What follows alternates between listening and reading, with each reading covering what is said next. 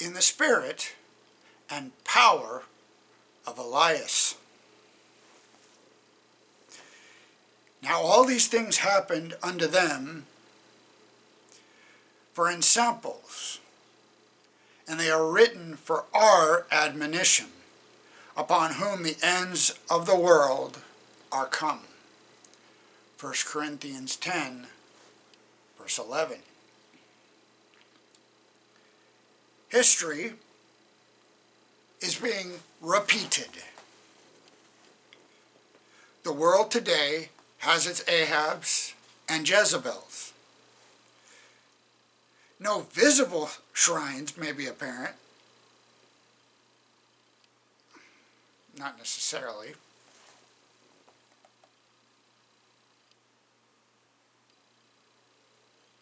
Where's a sports stadium if not a shrine to?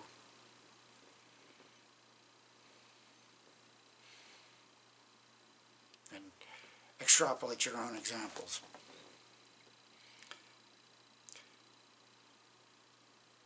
But nevertheless, visible signs may not be apparent.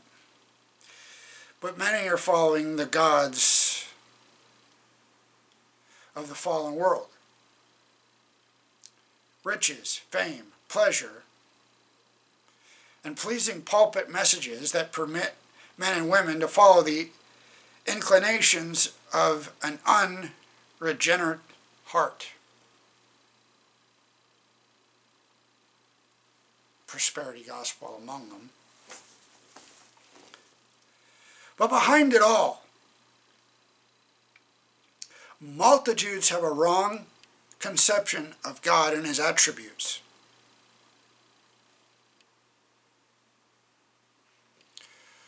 Which unfortunately is the fault of Bible-believing Christians. Not doing a job very well.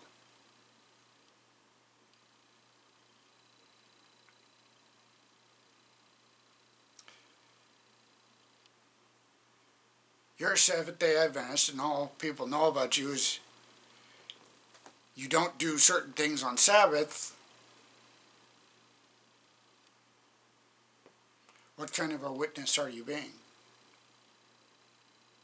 And I say that as someone guilty of not being the greatest witness.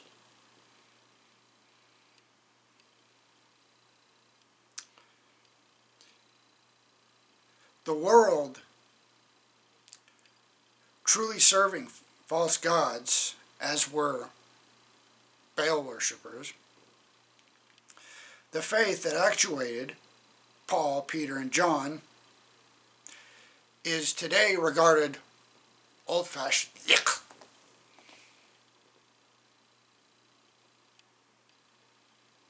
Mystical, unworthy of intelligent, modern thinkers. We're in the age of enlightenment.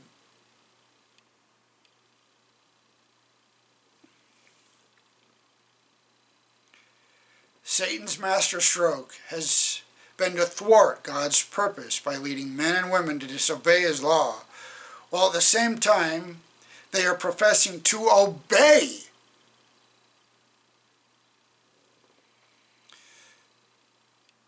When the fourth commandment is genuinely obeyed,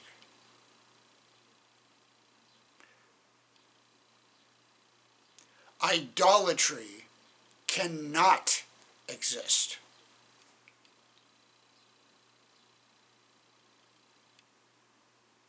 Question is God important in your life? How is he important in your life? What's the reflection of that in your life?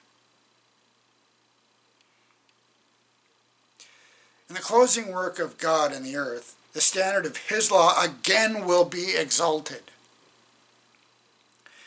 And in the hour of the world's greatest need, the God of Elijah will raise up men and women to bear the message that will not be silenced. The line of demarcation between those who serve God and those who serve him not will be clearly drawn as it was on Mount Carmel in Elijah's day. Many a star that we have admired for its brilliance will then go out in darkness. Those who have assumed the ornaments of the sanctuary but are not clothed with Christ's righteousness will then appear in the shame of their own nakedness. Among earth's inhabitants scattered in every land, there are those who have not bowed the knee to Baal. That is idolatry. God has in reserve a firmament of chosen ones that will yet shine forth amidst the darkness, revealing clearly to an apostate world the transforming power of obedience to his law. God is looking for men and women with the spiritual and moral clarity to speak up for him, as did Elijah on Carmel.